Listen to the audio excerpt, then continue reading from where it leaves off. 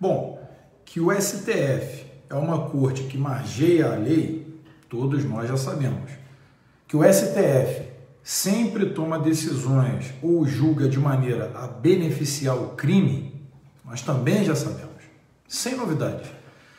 O problema é que cada dia que passa, os ministrinhos eles têm se tornado cada vez mais hostis ao que nós, povo brasileiro, buscamos. Você busca, com certeza, um país mais justo, um país em que as leis sejam respeitadas e que, principalmente, os defensores dessas leis as defendam com unhas e dentes e, claro, com fardas e togas. É isso que nós esperamos. Nós não esperamos de maneira alguma que um ministro do STF, por exemplo, aceite o habeas corpus por, no mínimo, 1,5 milhão a 2 milhões para liberar o chefe do tráfico, que foram gastos 5 milhões para captura e agora serão gastos mais 5 milhões caso a busca dure 3 meses e caso esse tempo seja protelado, ela também será aumentada, triplicada, quadruplicada, quintuplicada, quem sabe. Esse é o prejuízo que o Marco Aurélio Melo, por exemplo, causou nos cofres públicos. Só que não é só isso. Se você remontar desde lá de trás, você vai ver que muitas vezes eles causaram esses danos a todos nós, mas não só de uma forma financeira. Fosse só isso, nós podemos reaver o dinheiro, sem problema. Evidentemente que nós não queremos que aconteça, mas é só o dinheiro. E o dinheiro não é tudo na vida. Embora, evidentemente, precisemos dele para tudo, não é ele que vai nos fazer, de fato, ser quem somos. Agora, quando as atitudes do STF mostram que, na verdade, nos coloca à mercê do banditismo, de fato, de criminosos, porque eles quiseram soltar, por exemplo, o Fachin, quando decidiu que a polícia não deveria mais subir favelas para operações policiais durante a pandemia. A pandemia é essa que foi criada justamente para poder termos um reset econômico, um novo modus operandi social, um novo normal, assim como a mídia chama, e que você fique em casa e depois, como acontece na Argentina, as pessoas tenham que desenterrar carne estragada para comer, ou então que garotos estão caçando pássaros com bodoque, embora não seja uma coisa legal de se fazer, eles estão fazendo por autopreservação porque não tem carne em casa para comer. Inclusive um rapaz para e fala com eles e lhes entrega ali uma salsicha, uma linguiça para que eles possam fazer em casa e comer, se alimentar. Ou seja, fica em casa, a economia a gente vê depois. Mais ou menos isso. Desculpa, estou com pigarro. Essa live, eu deduzo ela aqui, vou reduzi-la, na verdade, e deduzo que ela vai ser breve, porque eu trato, como diz aí no título, da reeleição a presidente da Câmara dos Deputados e do Senado Federal, ou seja, do Congresso, de Rodrigo Maia e Davi Alcolumbre. O STF, que na minha opinião são pseudo-juristas, pessoas obtusas que se togam ali, foram elevados ao cargo de ministro, e eu já deixei isso aqui reiteradas vezes, para que vocês entendam a minha opinião, minha posição e minha interpretação sobre esses 11 que ocupam a Supreminha, a Suprema Corte. Eles são pseudo-juristas, tem mais de 200 assessores para assessorarem seus serviços, para auxiliarem o que eles devem fazer, inclusive até mesmo juízes de carreira, são assessores de ministros nomeados e indicados por algum amiguinho presidente corrupto lá de trás. E é evidente que eles abriram a discussão de uma forma, como sempre, a gerar uma narrativa para abrir precedência em que Maia e Alcolumbre pudessem partir para uma briga no pleito de uma reeleição.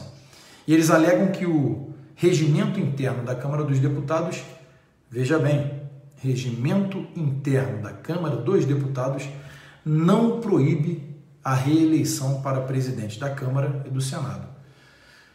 Gilmar Mendes, você que já enviou a sua posição para dia 4 de dezembro termos esse julgamento, deixa eu te explicar uma coisa, velhinho. O regimento interno da Câmara dos Deputados não é nada perante a Constituição Federal de 88. Essa Constituição, que por acaso, só por acaso, é a carta magna que vocês, da Suprema Corte, deveriam defender, ela está acima de todas as leis. Eu sei que você sabe. é a hierarquia das normas.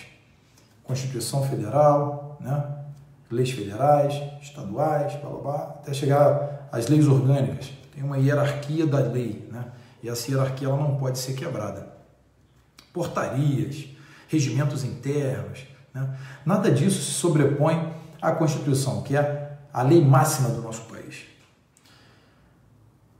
Gilmar Mendes e os outros 10 ministros, eu queria deixar uma coisa muito clara para vocês e muito simples. No artigo 57, está lá, acho que capítulo 4 da Constituição, né? Que fala ali sobre o... Na verdade, fala sobre a organização do Poder Legislativo. Está lá, no artigo 57 da Constituição, no parágrafo 4º. Você pode ler por si mesmo. Você vai lá e dá um Google, parágrafo 4º do artigo 57. Trata, evidentemente, né, da primeira sessão da legislatura que vai ser iniciada 1º de fevereiro do primeiro ano da legislatura, em que a casa vai se organizar para organizar as sessões e, evidentemente, a eleição das mesas, das secretarias, inclusive das presidências de ambas as casas, Câmara e Senado. A letra de lei, Gilmar Mendes, você que está querendo fazer esse barulho, e, claro, seus asseclas vão com você, né? Evidentemente, vamos colocar ali as duas turmas, os dois colegiados, para decidirem isso. Vamos ver o que você... mais a besteira que vocês vão fazer. Vamos ver qual é a próxima besteira que vocês farão, né? Mas a letra de lei da Constituição Federal, a nossa Constituinte vigente, né, que vocês têm que defender, ela não tem subjetividade no parágrafo 4º. Tá? Eu não tenho ele de cabeça, mas está lá. Você pode ler.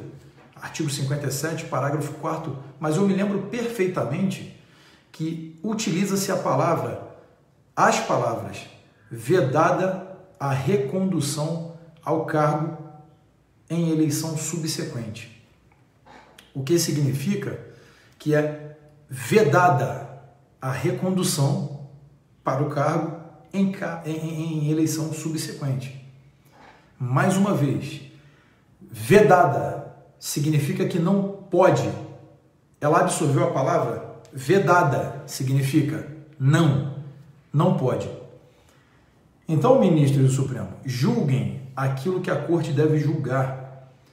Não decidam pelo poder legislativo. Vocês não são nada senão pseudo-juristas. Vocês não passam de um bando de bobos togados que pensam que estão acima de tudo quando vocês não estão acima de nada. Se, em um cenário hipotético, vocês fossem de fato juristas, com respeito da população, que defendessem aquilo que a população quer, e quando eu falo que a população quer, é a moralidade.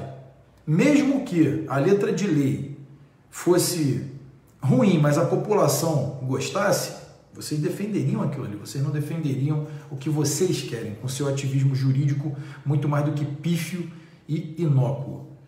Acontece que vocês não têm o meu respeito, e vocês não têm o respeito de mais de 100 milhões de brasileiros, com toda certeza. É claro que vocês vão tentar forçar isso, porque eu sei que vocês têm rabo preso com o Senado e o Senado rabo preso com vocês, assim como a Câmara dos Deputados em parte também tem rabo preso com vocês. E claro que eu não estou generalizando, quero deixar claro. Alguns senadores não têm a coragem de bater de frente com vocês porque vocês vão processar, né? Vão julgar aqueles processos que estão aí engavetados, né? Para que vocês possam se manter em seus carguinhos vitalícios e o senador se mantenha durante seu mandato e venha a sua reeleição. O senador de bico fechado e vocês não julgam nada.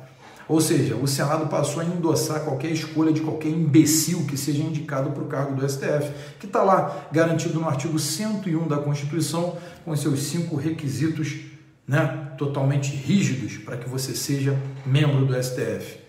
Qualquer do povo brasileiro pode ser, qualquer do povo, veja bem, olha a amplitude disso, qualquer do povo pode ser ministro do STF. Basta que ele tenha notável saber jurídico. Ele não precisa sequer ser aluno do curso de Direito, o que é totalmente fora do contexto. Porque se você vai compor a turma do STF, da Suprema Corte, né, a nossa Suprema Corte, é insustentável que você não tenha minimamente a formação acadêmica em direito. Claro que a maioria que lá ocupa tem a formação acadêmica em direito, mas nenhum deles, quer dizer, dois, a Rosa Weber e o Fux, são magistrados de carreira. A Rosa Weber fez uma cagada gigantesca, né, sem precedentes agora nas eleições, na fraude das eleições, na nossa fraude das eleições aqui, avocando em 2018, quando ministra do TSE, avocando para o TSE a contagem desses votos quando as eleições de 2020 foram de caráter regional, são municipais, ou seja, caráter regional. E lá no artigo 158 da Lei 4737, que é o Código Eleitoral Brasileiro do ano de 65, é antiga, mas ainda vige no país, é uma lei vigente. Então, no artigo 158, precisamente no inciso 3, está claro que o TSE só vai fazer a contagem de votos para presidente e vice-presidente. Os TREs farão a contagem nas eleições de caráter regional. Isso é uma lei federal, feita pelo Congresso Nacional, pelo Parlamento, pelos legisladores. Ou seja, a Rosa Weber, em nenhuma hipótese, ela poderia ter avocado para o TSE a contagem dessas eleições, porque existe uma lei que regulamenta como deve ser feito. E ela fez por portaria, tanto que eu entrei com uma ADPF, que é um ajuizamento de descumprimento de preceitos fundamentais na PGR, para que possa se julgar e fazer a recontagem, né, nova apuração de caráter regional nos TREs. Nós temos, são 26 estados no Brasil, mais o Distrito Federal, ou seja, 27 unidades federativas. O que significa que cada TRE deve fazer a sua contagem, depois de contado, envia ao TSE, que então vai fazer a divulgação dessa contagem. Ao TSE cabe somente, em letra de lei, no Código Eleitoral, que é a Lei 4737 de 65, no artigo 158, você vai ter a certeza, lendo por si mesmo, que ali está a atribuição do TSE, contagem dos votos de presidente e vice-presidente. Então é assim que funciona, mas ela fez, e está lá no STF, jurista, né? Ela simplesmente engoliu a lei, cagou a lei e fez uma nova norma, via portaria, via administrativa, não poderia. Ou seja, voltando aqui, isso é mais ou menos o que nós temos no STF. Eles são uma vergonha jurídica. A Suprema Corte é uma vergonha jurídica. Eles se protegem de forma que margeiam a lei e ninguém faz nada. Sabe por que não vai fazer nada? Fico aqui eu, igual um Zé, mais uma meia dúzia de deputados brigando contrário a eles, mas aí eu tenho a Polícia Federal na minha casa para poder apreender o meu celular, porque eu patrocinei atos antidemocráticos segundo o STF. Ou então, fake news. Você está disseminando fake news. Você está sendo perseguido agora porque você é contrário às urnas eletrônicas, você não acredita nas urnas, na lisura do nosso processo democrático eleitoral. É claro que eu não acredito. Em 1996, quando foram implantadas as urnas eletrônicas aqui no Brasil, foi para a hegemonia de poder. Foi para que vocês mantivessem a matula de vocês no poder. Toda essa escumalha que vocês defendem, sempre no poder, né? Vocês fizeram isso quando vários outros países do mundo rechaçaram as urnas eletrônicas, e evidentemente a Diebold, por exemplo, que é norte-americana, processada em mais de 128 milhões de dólares por fraude eletrônica, espionagem eletrônica, continua fornecendo para o Brasil. A Smartmatic venezuelana, por fraudes eleitorais, em qualquer lugar do mundo, eles querem o voto impresso, e você, Barroso, disse que não, o voto impresso é inconstitucional, mesmo sendo lei. A emenda, inclusive, foi aprovada no Congresso por majoritária. Foi até do presidente Bolsonaro quando deputado. E você disse, não, tem uma lei federal, mas é inconstitucional. O que nós fizemos? Bia Kicis faz uma PEC, inclusive o relator é o deputado Paulo Eduardo Martins, para que o voto seja impresso, ou seja, pensamos então, já que é inconstitucional, alteremos a Constituição. Fizemos, foi aprovada com 5 votos apenas contrários na CCJ. Significa que foi aprovada na CCJ o voto impresso. O Congresso quer o voto impresso. Agora tem que ir a plenária. Para 2022 nós termos o voto impresso. Só que vocês do STF insistem ainda em fazer as besteiras de vocês, né? Eu não sei se vocês são burros, se vocês são idiotas, se vocês são ingênuos mesmo, ou é só mau caratismo. Eu não consigo entender. Eu estou tentando compreender como que vocês conseguem sentar em uma cadeira do STF e julgarem as coisas que vocês julgam. Eu acho que eu faria melhor do que todos vocês juntos. Eu acho que eu sozinho faria melhor do que vocês. E olha que eu não sou ministro do STF, hein? Imagine, vocês não sabem julgar nada de acordo com o que a lei diz.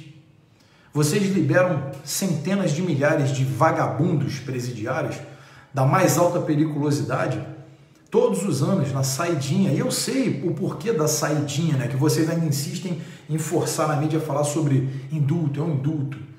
Porque vocês não explicam a diferença entre indulto e saidinha. Indulto, eu deixo claro aqui para vocês, é quando o presidente da República, e só ele tem esse poder, perdoa a pena. Quando ele fala, você não é mais culpado, aí sim você tem um indulto. Essa pessoa é liberada para sempre, inclusive da sentença transitada em julgado. Ela se extingue. Agora, as saidinhas não. As saidinhas é só para uma reciclagem no presídio. Temos poucos presídios, aí vocês vendem a narrativa de superlotação carcerária, o que é mentira. Vocês falam que o Brasil é o 6º país com a maior superpopulação carcerária. É mentira. Vocês estão colocando em números relativos, não em absolutos, não em relativos. Se você botar em relativos, você vai ver que nós somos o 36º país com a maior população carcerária, e não é porque nós temos uma população carcerária muito inflada. É porque nós temos poucos presídios, é porque nós temos uma persecução penal que acaricia o bandido, que torna o bandido sempre um corajoso a cometer mais e mais crimes. Sabe por quê? Não existe expectativa da pena. Uma vez que existir a expectativa da pena e o vagabundo perceber, puta, meu camarada ali foi preso ali, rapaz, ó, são 10 anos, não tem fiança, são 15 anos, não tem fiança, são 20 anos, não tem fiança, vai ficar... Você vai dar uma expectativa de pena. Estava ligada à teoria das janelas quebradas, né? A tolerância zero, foi até aplicada pelo Rudolph Giuliani, em 93, em Nova York, quando o prefeito daquela cidade reduziu em mais de 68% a taxa de criminalidade em um ano. Um ano. E vocês do STF querendo cada vez mais legislar, usurpando a função do legislador, colocando a sociedade brasileira à mercê de vagabundos. Né, Fachin? Né, Barroso? O Barroso, na minha opinião, é o mais hostil e perigoso, porque ele defende a pauta socialista, mas sempre com prudência e sofisticação. Boquinha de veludo, conhecido aí como Boquinha de Veludo, grande boca de veludo, né, que gosta de uns menininhos aí. Tá certo. Quando é que vocês vão aprender a trabalhar? O meu sonho é, quem sabe, quer dizer, não era o meu sonho, mas se tornou um sonho, não um sonho, se tornou um objetivo, que eu alcance o Senado uma vez. Porque uma vez que eu estiver no Senado, eu acho que eu vou ser o primeiro senador que eu vou bater de frente com vocês tão forte que vocês não vão nem saber o trem que atropelou. Porque uma vez que eu conseguir caçar um ministro do STF, o restante do, como que a gente pode falar, de chorume, aquela aguinha do lixo fedorenta, o restante do chorume vai aprender que não estão acima de ninguém. Vocês não estão acima de ninguém. Vocês precisam de alguém que bata em vocês com toda a força, para que vocês percebam que vocês só têm uma toga emprestada, que lhes foi cedida, para que vocês defendam a Constituição, e vocês não fazem isso. Pelo contrário, vocês... Eu tenho a Constituição aqui sobre a mesa. Só um segundo, deixa eu tentar achar. Não, não tem, mas eu tenho aqui, ó, Regimento Interno da Câmara dos Deputados. Isso aqui não está acima da Constituição. Só um segundo, eu vou ver se eu tenho uma Constituição aqui. Não, não tem aqui. Não tem. Achei que eu tivesse aqui uma Constituição, mas eu não tenho. Bom, mas não tem mistério. Não tem mistério não. Está lá no artigo 57. Você vai ver por si mesmo que eu queria ler a letra de lei para vocês na íntegra, mas eu não vou ler. Mas isso aqui, o RICID, que é o Regimento Interno da Câmara dos Deputados, não está acima da Constituição nem aqui nem na China. Então, se isso aqui não proíbe a reeleição de Rodrigo Maia Alcolumbre, não somente dele, de qualquer presidente de ambas as casas, é porque ele não precisa proibir. Já existe uma lei maior que proíbe, que é a Constituição. Por isso ele não está dizendo que precisa proibir, porque, veja bem, você parte de um pressuposto. Se eu estou em uma via pública e o sinal do pedestre abre e o do carro fica vermelho, eu parto do pressuposto que eu posso atravessar, porque o carro vai parar para que eu atravesse. O STF é aquele motorista marginal, vagabundo, que cruza o sinal e me atropela e me mata. Esse é o STF. Nós partimos do pressuposto que os senhores ministros devem defender a lei. Vocês devem ler a letra de lei. Se for um tipo aberto, vocês talvez abram a interpretação desde que em consenso com o clamor social. Até porque é uma máxima do direito, a cultura cria a norma. E essa norma se adapta à cultura sempre. Uma vez que uma lei ela é feita e ela não cai no gosto da sociedade, a sociedade não aprova essa legislação imoral, ela cai em desuso, porque a sociedade começa a não utilizar, não respeitar essa lei. É a sociedade dizendo, eu não aceito esse tipo de absurdo. Essa lei ela cai em desuso, ou seja, ela não é mais válida. Funciona e funciona bem. Tá? Então, ministros, artigo 57, parágrafo 4º da Constituição Federal da República Federativa do Brasil, Carta Magna de 88. Leiam com toda a atenção possível. É vedada a recondução aos cargos de presidente nas eleições imediatamente subsequentes. O que significa que não pode. O Davi Alcolumbre tentou falar que o Senado tem mandato por 8 anos, o que significa que não, agora nós podemos a reeleição, porque são 8 anos, deputados são só 4 anos. Mas ele se esquece de um detalhe tão simples, que é tão óbvio, está tão na cara, que dizem que o óbvio, quando está na tua cara, você não enxerga. O Senado ele tem um mandato de 8 anos, ok, mas ele se renova a cada 4 anos.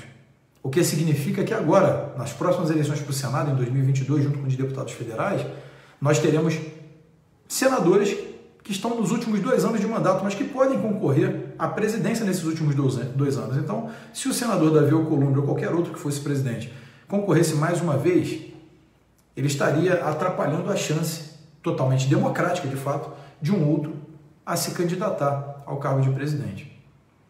Então, não, de maneira alguma, essa recondução ao cargo é permitida.